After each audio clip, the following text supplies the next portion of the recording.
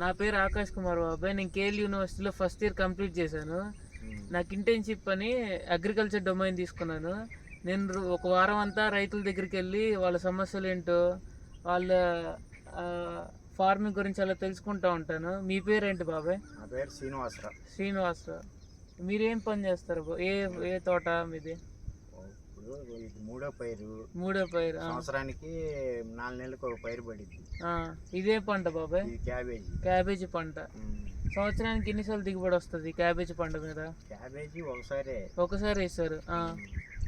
అంతకుముందేమో cauliflower వేసారు. అంతకుముందేమో బెండలో. అవునా? ఏంటి 3 నెలలకు ఒకసారి పంటలు మారుస్తా ఉన్నారు? 4 నెలలకి. ఎందుకు బాబాయ్ అలాగా? మారపోతే అవ్వదు కదా, ఇదే పైరు మళ్ళీ వేసామని కావదు. అంటే సీజన్లు బట్టి మారుస్తూ ఉంటారా? ఆ టైంని బట్టి, ఆ టైం వాతావరణం దేనికి అనుకూలం అది. ఇది ఈ క్యాబేజీ పంటలో ఏమన్నా ఇబ్బందులు ఏమన్నా ఉన్నాయా మీకు? ఎటువంటి ఇబ్బందులు అంటే ఒకటి టెంపరేచర్ ఫుల్గా ఉంది. దానివల్ల దెబ్బతింది. ప్లస్ ఏంది, వాన పడింది. వాన పడింది. ఆ 2 ఇబ్బందులు అయినాయి దానికి. ఇప్పుడు వాన పడినందువల్ల ఏం ఇబ్బంది వచ్చింది? అంటే పంట మునిగిపోలే, కుళ్ళిపోద్దా? ఎలా అంటే వాన మొవలో పడింది కదా.